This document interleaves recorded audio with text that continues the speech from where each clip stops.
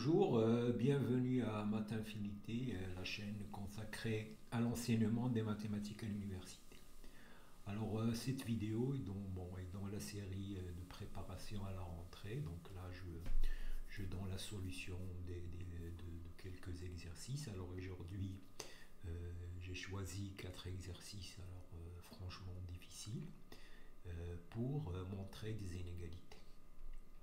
Voilà, donc l'objectif, voilà, c'est euh, d'essayer de franchir des situations où il y a une difficulté en mathématiques. Alors la meilleure manière d'aborder ces exercices, c'est d'abord donc de réfléchir un certain temps. Pardon. Alors ensuite, donc je vais donner des indications. Donc là aussi, essayer de faire l'exercice avec les indications. Donc là, les indications peuvent être utilisées d'une manière judicieuse pour trouver la solution. Et au pire des cas, donc si tu n'arrives pas à bien utiliser les indications pour trouver la solution, ce n'est pas grave. Donc tu suivras la correction que je vais donner. Et chose importante, c'est de refaire l'exercice une fois que tu as vu la solution, de le refaire une deuxième fois, de le rédiger, parce que il y a des techniques qui peuvent être utilisées dans d'autres situations. Alors ici, donc il n'y a pas de bagage mathématique spécial, donc je crois que quelqu'un qui a fait un baccalauréat scientifique et mathématique pourra aborder les exercices. On n'utilisera pas de grands théorèmes ni de résultats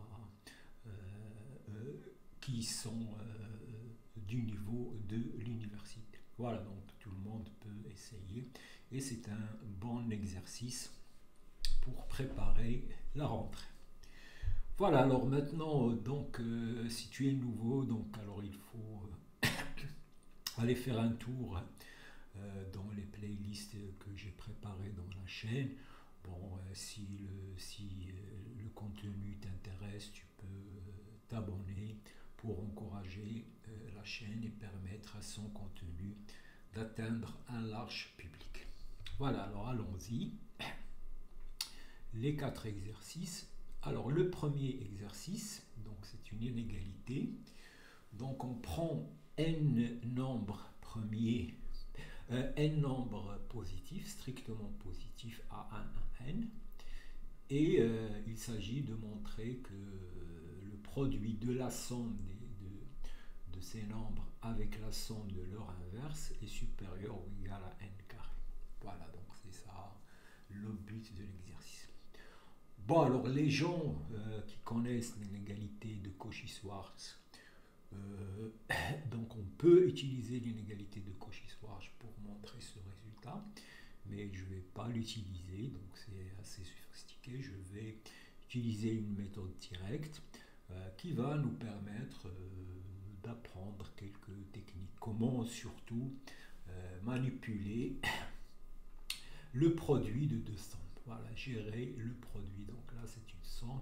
Ça, c'est une somme. Comment développer ça pour arriver à une écriture qu'on pourra exploiter pour montrer l'inégalité. Voilà, donc je ne dirai pas plus pour le moment. Je donnerai l'indication tout à l'heure.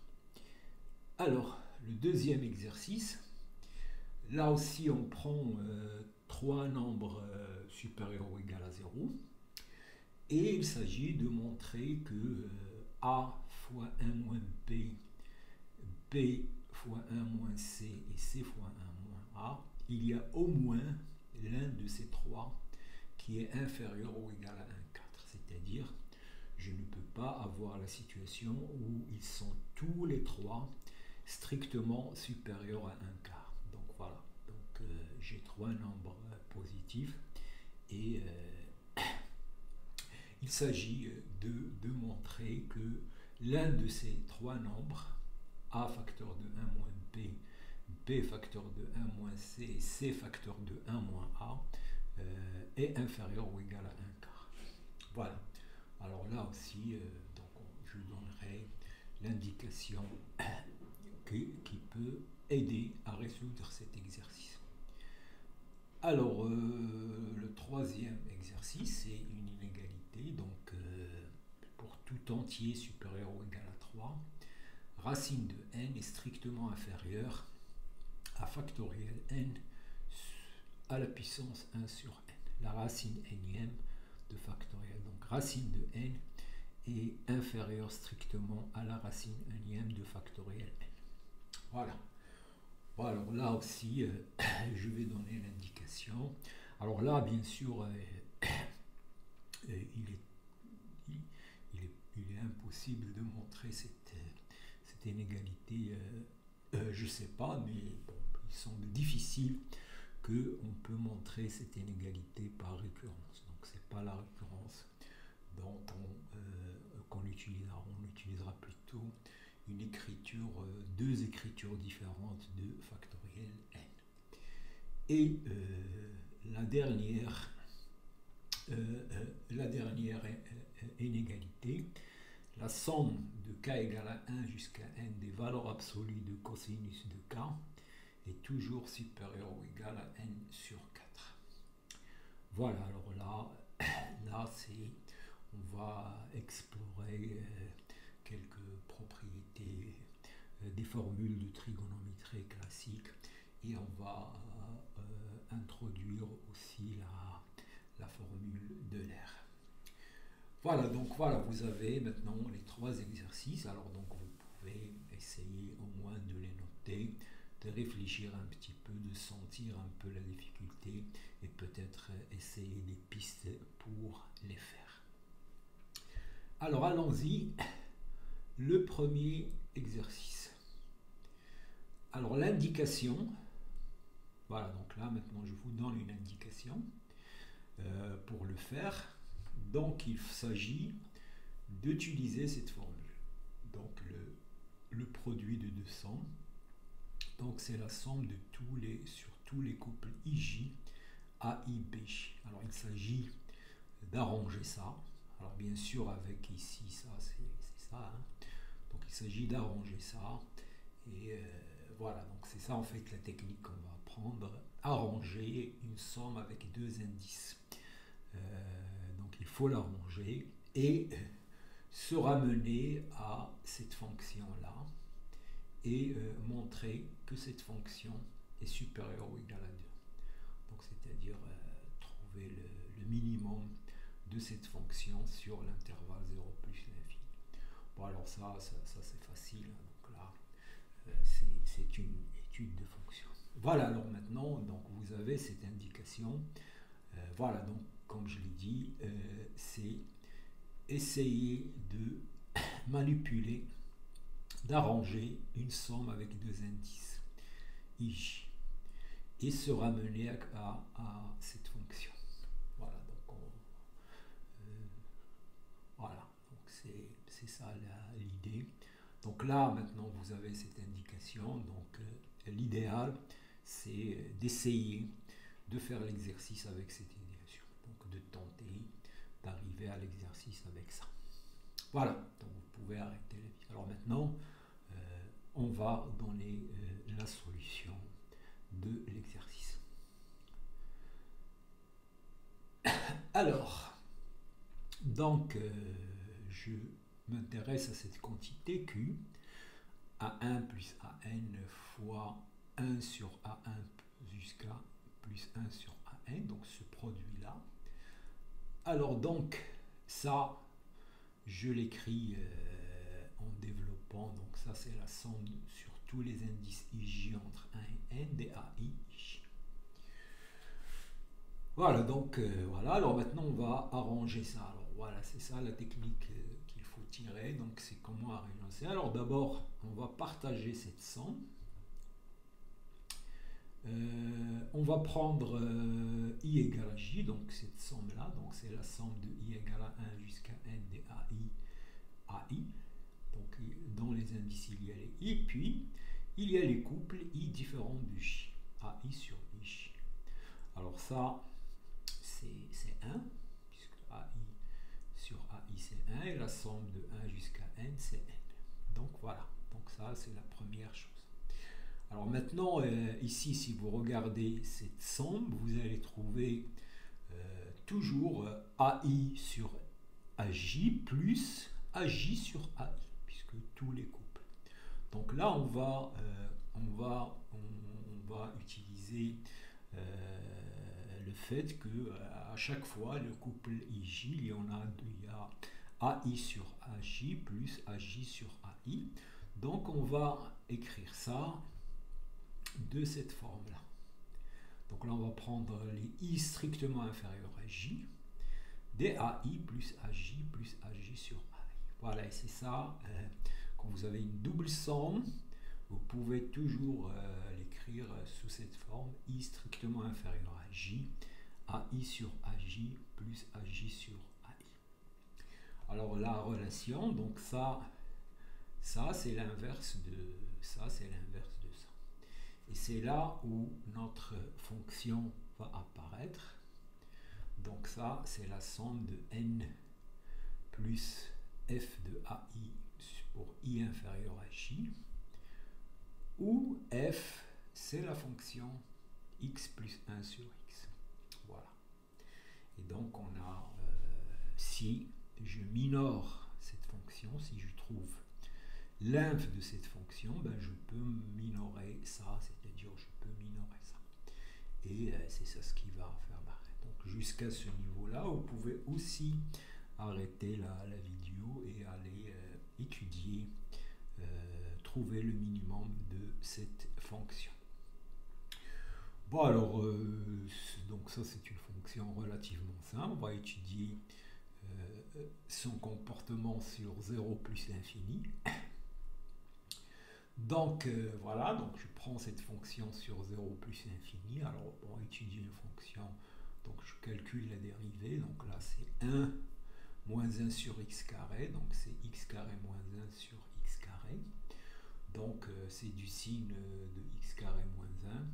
Donc sur 0 plus l'infini, c'est du signe de x moins 1. Bon, donc voilà, donc la fonction f' est négatif sur 0,1, donc la fonction est décroissante, croissante sur 1 plus l'infini, et les limites en 0 et en l'infini, c'est égal à l'infini, et on a f de 1 égal à 2. Donc la fonction, il va décroître jusqu'à 2, après il va aller vers l'infini, donc le minimum, c'est C2.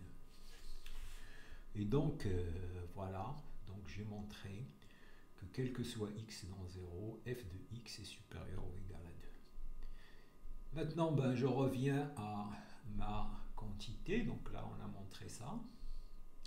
Alors maintenant, tout ça, c'est minoré par 2.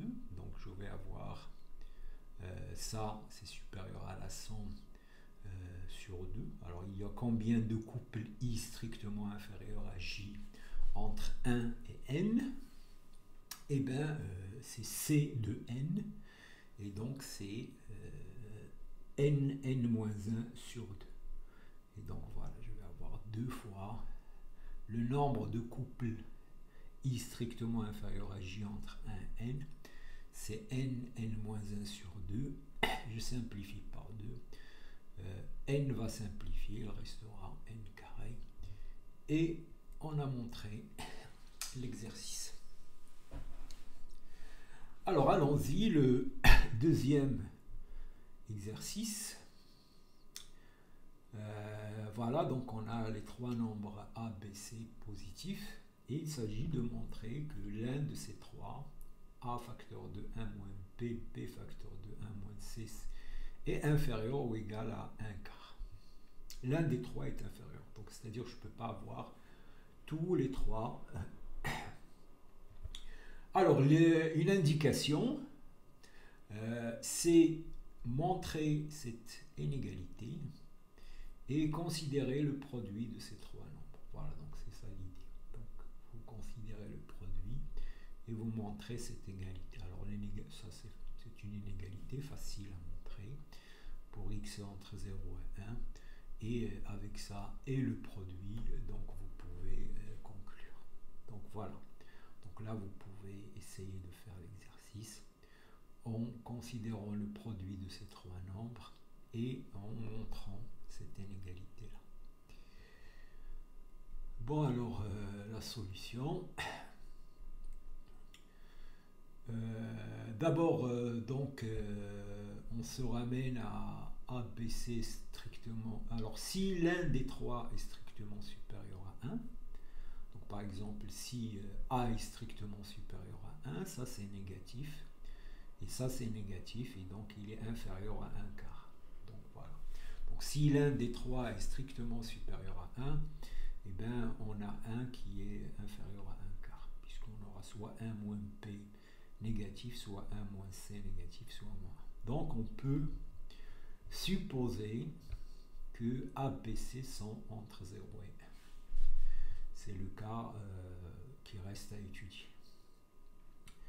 Alors maintenant, on remarque que pour tout x entre 0 et 1, donc ça c'est positif, x facteur, ben, bien sûr, x est positif, 1 moins x est positif, et donc le produit est positif.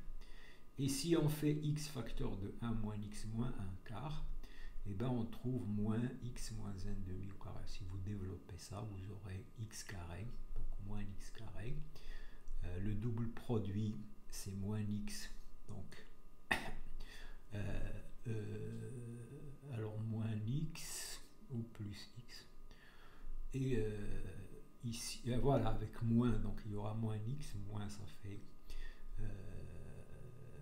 donc ici c'est plus. Voilà, il y a un plus, mais de toute façon c'est négatif. Donc on a inférieur ou égal à 0. Donc voilà, donc x moins x, donc c'est ça, plus ici, donc plus 1 demi. Et de toute façon c'est négatif, et donc ça c'est inférieur à 1 quart. Donc on a montré ça. Alors maintenant, ben, si je considère le produit de ces trois nombres, si je fais le produit A fois B fois C, les trois nombres, je vais avoir A fois moins A, on a vu que c'est inférieur à 1 quart, et positif. Donc là, A fois 1 moins A est positif et inférieur à 1 quart. B fois 1 moins B est positif et inférieur à 1 quart, et C, voilà, c'est ça. Et donc ce produit est inférieur ou égal à 1 quart à la puissance 3. Donc forcément, il y a un qui est inférieur ou égal à 1 quart, parce que s'ils sont tous les trois strictement supérieurs à 1 quart, leur produit sera strictement supérieur à 1 sur 4, 3. Voilà, et donc on a conclu et on a l'exercice. Voilà, alors le quatrième exercice, la formule avec racine de n.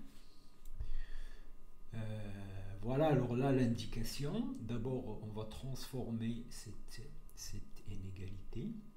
Donc, il s'agit de montrer que ça, c'est équivalent à n à la puissance n strictement inférieur à factoriel n au carré.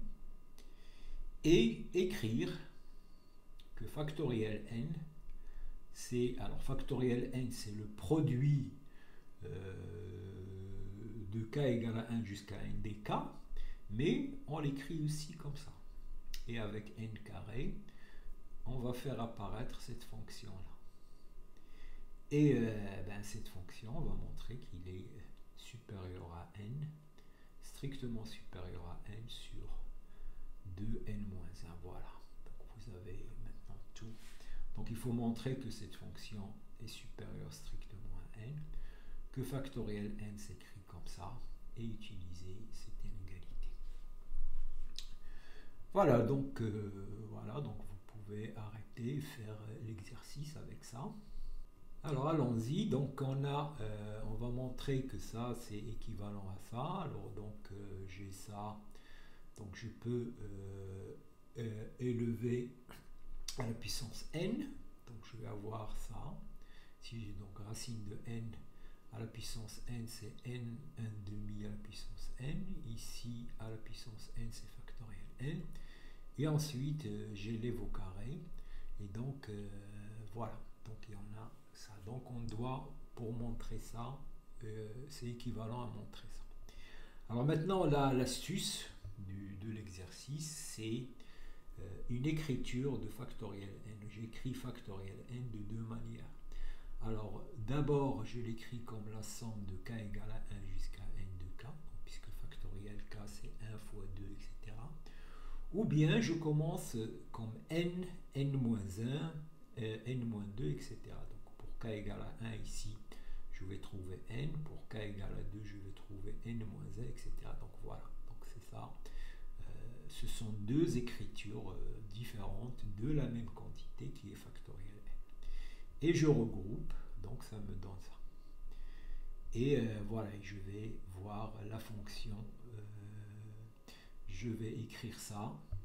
Alors d'abord, pour k égale à 1, je vais trouver ici n, donc je le sors. Et pour k égale à n, je vais trouver ici n, ici 1. Donc il y a n carré, et il restera la somme de k égale à 1, de k égale à 2 jusqu'à n-1 de f de k. Voilà, c'est ça. J'ai sorti le k1 et n-1, où f, cette fonction, c'est x, n plus 1 moins x. Et maintenant, je vais étudier cette fonction sur l'intervalle de n-1 et trouver un minorant. Et voilà, puisque je veux minorer ça, donc je vais trouver un minorant de ça. Alors ça, donc la fonction, la dérivée, elle est facile. C'est n plus 1 moins 2x, puisque ça c'est xn plus 1. Et il est facile de voir, donc vous pouvez faire le tableau de variation. On a f de 1 égale à f de n égale à n. Bon, on a supposé que n supérieur égale à 3. Et bien, j'en déduis que sur l'intervalle 2 n-1, f de x est strictement supérieur à n. Voilà. Donc ça, bon, cette fonction, il est décroissante. Il est croissante sur l'intervalle 0, n plus 1 sur 2 et décroissante pour le reste. Et donc, on va trouver cette relation. Donc maintenant, je vais utiliser ça. Donc je vais avoir que factoriel n qui est égal à ça. Alors ça c'est supérieur à n. Donc alors il y a combien de n? Il y a de k égale à 2 jusqu'à n-1. Il y a n-2. Et donc et on trouve la relation cherchée. Et on a le résultat. Voilà. Alors maintenant, le dernier exercice. Montrer que la somme de k égale à 1 jusqu'à n de valeur absolue de cosinus k est supérieure ou égale à n sur 4. Alors l'idée, c'est de remarquer que valeur absolue de cos de k est supérieure à cos carré de k, puisque cos de k il est dans l'intervalle 0,1. Valeur absolue de cos de a, il est dans 0,1. Et sur 0,1, on a x supérieur à x carré. Et on a cette formule de trigonométrique, cos carré de k égale à 1 demi 1 plus cos de 2k. Et on remarque aussi que cos de k, c'est la partie réelle de ix. Voilà, alors avec ça, vous pouvez déjà commencer à regarder, voilà, utiliser ça. Donc, cette somme, donc vous allez la minorer par cette somme et utiliser cette relation. Voilà, donc vous pouvez faire l'exercice. Essayez de faire l'exercice avant de regarder la solution. Alors en effet, donc, puisque la valeur absolue de cosinus de k est entre 0 et 1, donc on a cos carré de a est inférieur à valeur absolue de cos de k. Et on a la formule trigonométrique cos carré de k égale à 1 demi facteur de 1 plus cos de 2k, puisque cos carré de a c'est cos de puisque cos de 2k, c'est cos carré de k moins sinus carré de k. Et on retire, en remplaçant sinus carré par 1 moins cos carré, on trouve cette formule. Et on a bien sûr cosinus x, c'est la partie réelle de exponentielle de x. Donc voilà, donc je vais utiliser ça. Donc ça c'est supérieur ou égal à ça. Et ça, on a vu que c'est ça. Donc il y aura la somme sur 1 demi, donc c'est n sur 2, plus 1 demi, la partie réelle de ce nombre. Alors là, tout l'exercice repose sur le calcul de cette partie réelle. Alors donc si vous voulez, vous pouvez arrêter et essayer de trouver la partie réelle de cette somme. Alors on remarque ici que il y a la somme d'une suite géométrique. Alors allons-y. Donc ça, je commence k égale à 1, voilà, donc ça c'est aussi égal à exponentielle de i plus cette somme. Là on change, on commence de 0 à n-1 pour avoir la formule. Et je sais que la somme de k égale à 0 jusqu'à n de q à la puissance k, c'est 1 moins q à la puissance n, 1 moins q. Et donc là, j'ai ça. Voilà, donc on a déjà ça. Alors maintenant, il s'agit de calculer la partie réelle de ce nombre complexe. Alors ça, on va travailler sur ça. Donc on va calculer 1 moins exponentielle xi. Et on va le transformer. Donc j'ai 1 moins exponentielle xi, donc c'est 1 moins cosinus moins i sinus. Et je vais passer à x sur 2. Alors j'ai ça, 1 moins cosinus x, c'est 2 fois sinus carré x sur 2. Et sinus x, c'est 2 fois sinus de x sur 2, cosinus de x sur 2. Alors on va voir pourquoi. Et je vais mettre 2i sinus x sur 2 en facteur. Voilà, moins 2i sinus x sur 2 en facteur. Et donc, il me restera ça. Voilà, donc c'est ça la formule intéressante. Alors, pourquoi les formules? Parce que j'ai cos x égale à cos carré de x sur 2 moins sinus carré de x sur 2, donc égal à 1 moins 2 sinus carré. Donc, si je fais 1 moins cosinus x, donc ça va me donner 2 sinus carré de x sur 2. Et j'ai bien sûr sinus x, c'est 2 fois sinus sur x sur 2 cosinus sur 2. Voilà, donc j'ai aussi, on a montré cette formule intéressante. Donc maintenant, je remplace. Donc on a maintenant établi ça. On a établi que cette quantité, c'est égal à ça. Et on a établi que 1 moins exponentielle ix égale à ça. Alors maintenant, il s'agit de remplacer ça là-dedans.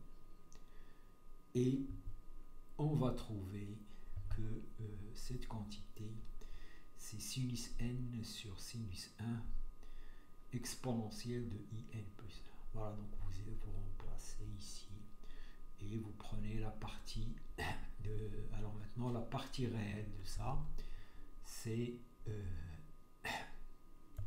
voilà, c'est sinus n, cosinus n plus 1 sur sinus n. Donc on a montré ça. Alors maintenant, il faut remarquer que sinus n, cosinus n est supérieur à moins 1. Puisque cosinus et sinus sont supérieurs à moins 1, donc ça c'est supérieur à n sur 2 moins 1 de sinus. Alors on est presque arrivé, il faut juste calculer ça. Alors moins 1 sur 2 sinus n, donc c'est égal à ça, et c'est inférieur à 3 quarts. Donc moins ça, c'est supérieur à moins 3 quarts. Donc j'ai montré que ça c'est supérieur à n sur 2 moins 3 quarts. Alors si n est supérieur à 3, je vais avoir ça supérieur n sur 2, donc moins 3 sur 4 va être supérieur à moins n sur 4. Et on a montré la formule. Donc pour n supérieur ou égal à 3, on a ça supérieur à ça, ce qu'on cherchait. Et pour n égale à 1, ben, on a la formule, c'est cos, valeur absolue de cos de 1, c'est ça, donc c'est supérieur à 1 sur 4. Et pour n égale à 2, je fais valeur absolue de cos, je calcule, je trouve 2. Donc la formule est vérifiée pour n égale à 1, n égale à 2 et n égale à 3. Et donc finalement, on a montré notre formule pour n quelconque. Voilà, et donc alors là, bon, cet exercice, alors il vaut mieux donc s'asseoir, puisque là, vous voyez, on a utilisé pas mal de techniques de calcul de parties réelles, des formules de trigonométrie, et c'est un bon exercice de s'asseoir et de refaire ça pour bien les maîtriser. Voilà, et donc voilà, donc toujours il faut aller faire un tour aux playlists de la chaîne, et donc s'abonner pour encourager la chaîne et permettre à son contenu d'atteindre un large public, et je vous remercie.